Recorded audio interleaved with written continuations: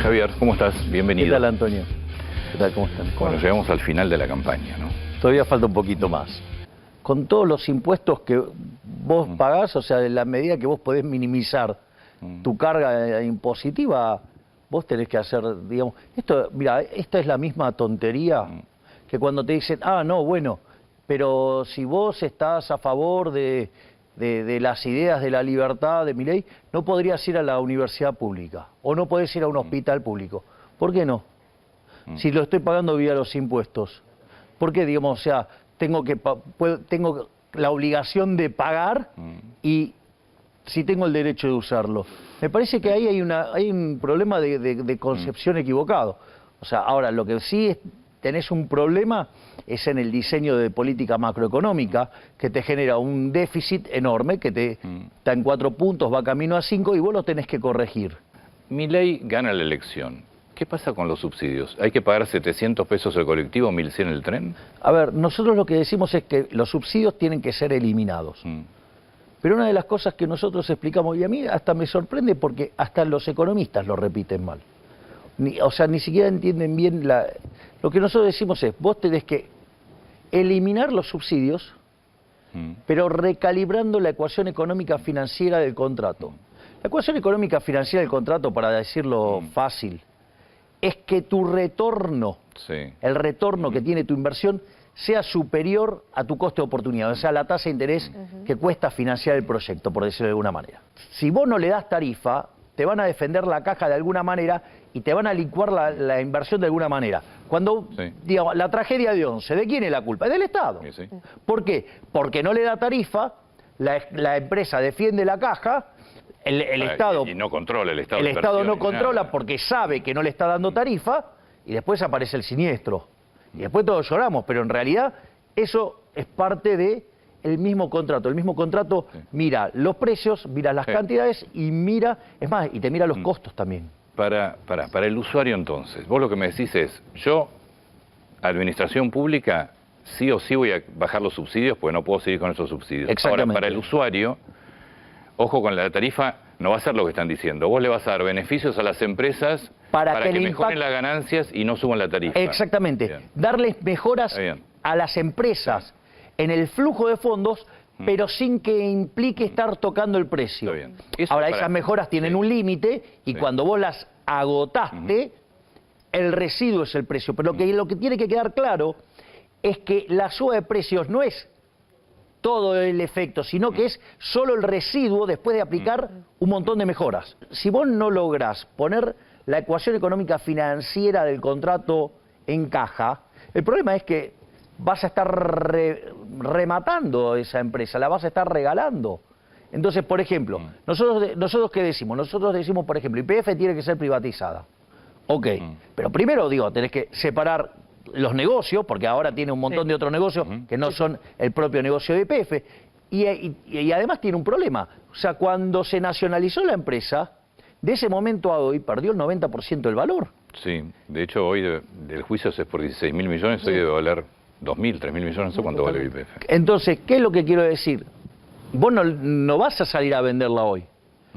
Entonces, como, por ejemplo, nosotros en nuestro plan energético, tanto en ARSA como YPF tienen un rol para la transición. Pero en esa transición, cuando vos racionalizás esa estructura y la ponés en valor, después podrías privatizarla. Si no es regalarla. Entonces, me parece que estos temas son temas, que son muy complicados y que quizás no lo explico fácil, pero hay que tratarlos con mucho cuidado. A ver, si yo tomo la inflación de los últimos 12 meses, estoy en torno al 130. Pero si yo tomo los últimos 2 datos y los anualizo, yo vengo viajando arriba del 300. Si miro alimentos, vengo arriba del 400. Si miro mayorista, vengo arriba del 600. Y no es solamente este problema de la aceleración inflacionaria. Tengo un problema que muchos no están acostumbrados a ver, lo que es el sobrante monetario. Cuando vos tenés control de capitales, vos te sobra el dinero y querés comprar dólares, por decirlo de alguna manera, y no podés. Entonces te quedan muchos pesos en la economía y eso genera inflación reprimida. Ahora, el sobrante que vos tenés hoy es equivalente al que tenías en el Rodrigazo. Pero la demanda de dinero de equilibrio, por decirlo de alguna manera, en ese momento era 10 y vos tenías 15. Hoy el problema es que vos tenés 10 y la demanda de dinero de equilibrio es 5. Con lo cual, relativamente, estos 5 puntos es mucho peor que el Rodrigazo. Después... traducime eso en nuestro lenguaje de la calle. A ver, el Rodrigazo cuando... Rodrigazo, uno recuerda a Rodrigazo por un brutal aumento de precios. 1975, digo. Exacto, 1975. ¿Qué pasó? Se te multiplicó por 6 la tasa de inflación. Entonces, si yo tomo al ritmo que viaja hoy, 300, ¿no? Multiplico por 6, me voy a 1800. Es una hiper.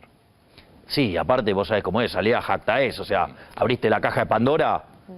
Entonces, y el problema más grave es el problema social. Porque vos en ese momento estabas en 4 o 5 puntos de pobres y saltaste a 25. Entonces, ¿cómo hago para multiplicar por 4 o 5 veces la cantidad de pobres si estoy arrancando de 40, ponele, que es el dato del semestre anterior? Hoy debe ser mucho peor. Entonces, es profundamente complicado y no termina todo eso ahí. Porque vos tenés una relación pasivos monetarios, o sea, las LELIQs, contra base monetaria, que es peor que lo que tenías en la previa de la hiper de Alfonsín. Y eso podría implicar que en el lapso de 30 a 90 días, vos multipliques la cantidad de dinero por 4. ¿Cuál es el problema? Si yo lo arreglo con controles, quiere decir que persiste el desequilibrio en el mercado de cambios. Es decir, sigue existiendo brecha, sigue existiendo exceso de demanda de divisas. Eso no es gratis. ¿Por qué no es gratis?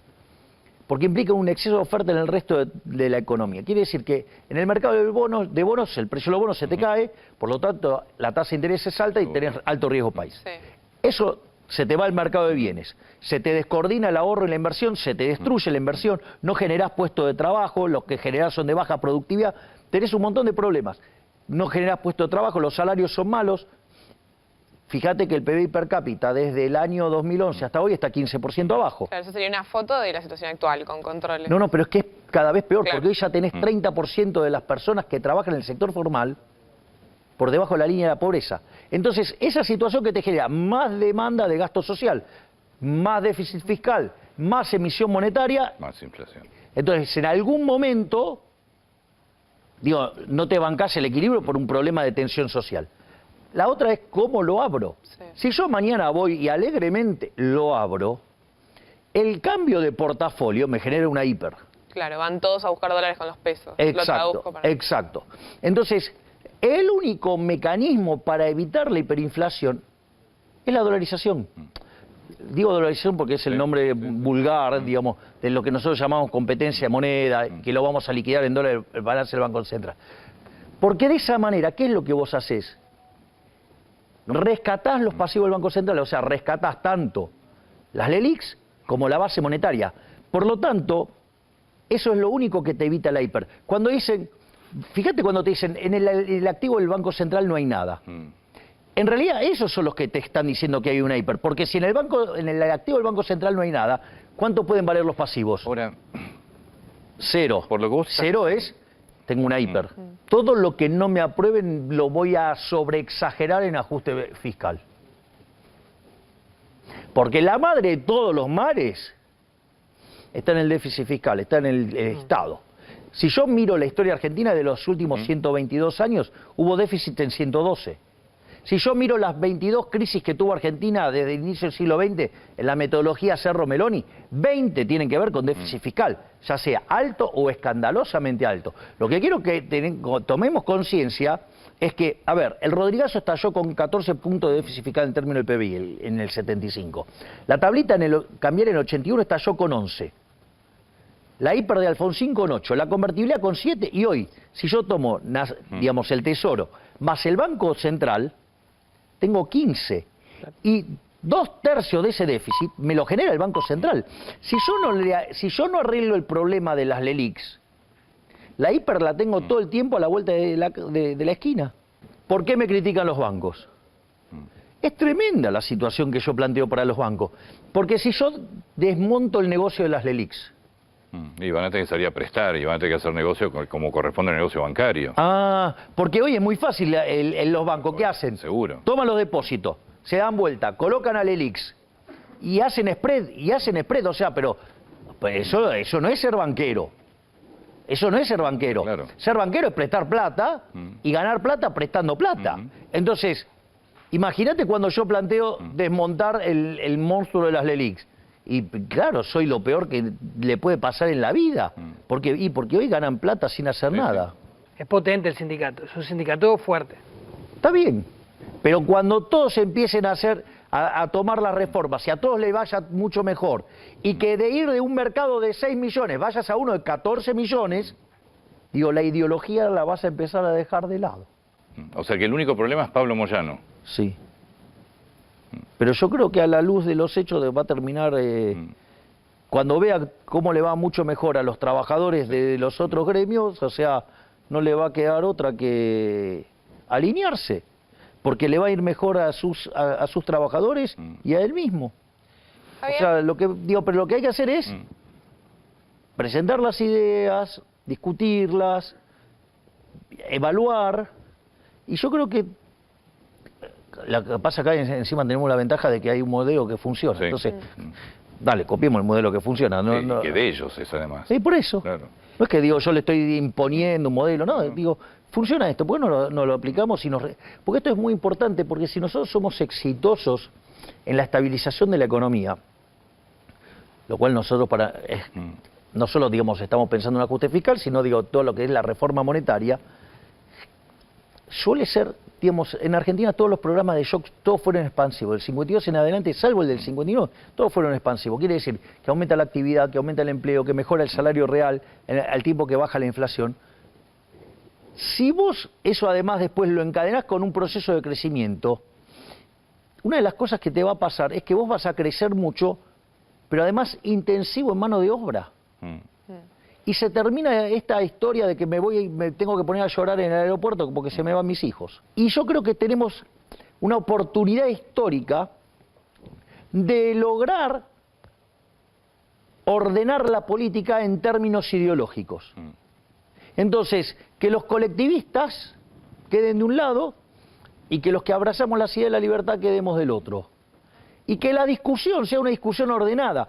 Porque si vos haces una mezcla de personas que tiran para distintos lados, cuando llega el momento de gobernar son un desastre, como fue Juntos por el Cambio y como fue este gobierno. Es decir, que haya un financiamiento específico para la justicia y que se administre la justicia con la menor interferencia política posible. ¿Qué te parece el Consejo de la Magistratura como órgano? Digo, está recontrapolitizado, como está hoy no funciona. Sí. Digo, pero como concepto, imagínate que fuera ideal, ¿vos lo mantendrías como esquema? Porque es un órgano constitucional. Está bien, pero yo lo que quiero es que la justicia esté administrada por los jueces, no que estén metidos los políticos para toma y daca de sus contracaras de corruptelas. ¿Cómo te imaginas una coparticipación diferente? Yo preferiría ir más a un sistema donde haya correspondencia fiscal.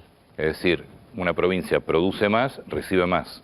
Sí, no, en realidad, digamos que sea, digamos, que haya correspondencia fiscal. Es decir, que vos querés gastar más, Sí.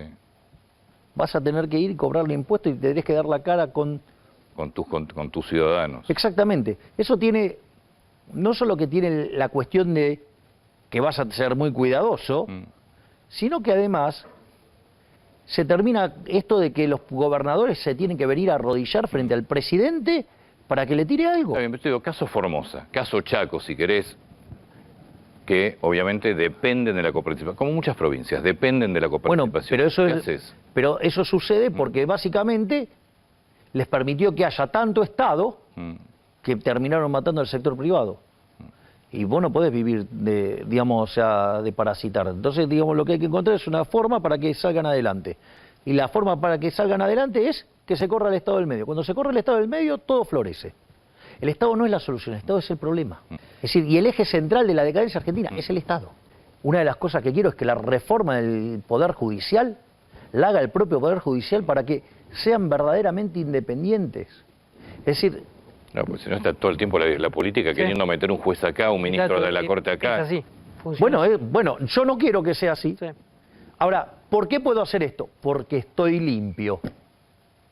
No necesito, digamos, estar apretando jueces porque estoy sucio.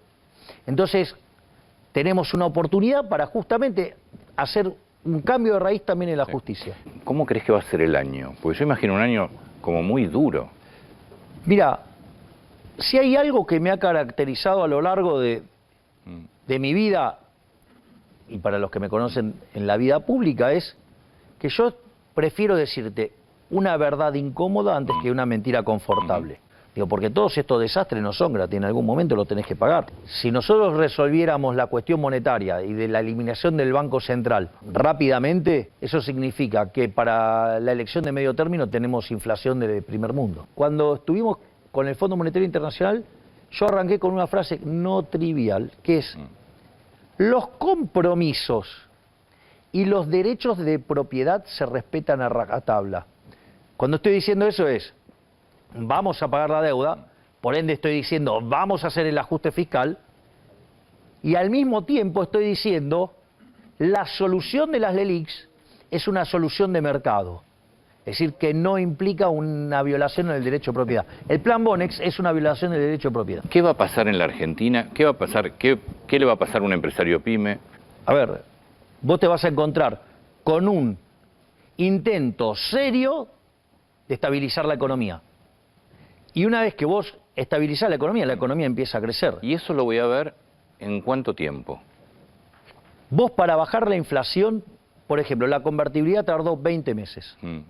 Vos iniciaste en abril del 91 y para enero de 1993 éramos el país con menos, uno de los países con menos inflación del mundo. Es decir, no es magia. O sea, digo, estabilizar la economía te va a llevar 18 meses por lo menos. Entonces, lo que hay que hacer es decir, mire, esta es la situación. Ahora, podemos no intentar así, podemos ir por la heterodoxia y el parche eterno.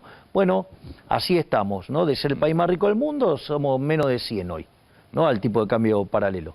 Entonces, nosotros venimos y este es el programa, y este es el programa que va a dejar sentadas las bases para que Argentina inicie un proceso de crecimiento que de acá a 35 o 45 años Argentina sea una potencia mundial. Nadie habla de la solución de las LELIQs. Entonces, si no vas a hacer nada, seguís con cepo.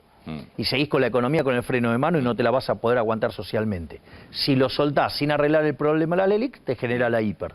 Bueno, nosotros estamos haciendo una propuesta para terminar con ese problema, que es la dolarización. Y además, o sea, no tienen la chance de nunca más volver a utilizar la política monetaria para estafarnos. Yo te hago una pregunta, ¿qué pasa si yo te hago un programa social para el sector privado donde le inyecto 5 puntos el PBI? Sería maravilloso, ¿no? Bueno, termina con la inflación y es lo que pasa. Hoy el vehículo para derrotar definitivamente y para que no vuelvan más los kirchneristas, es decir, ponerle la tapa al ataúd, Un poco fuerte. es la libertad avanza.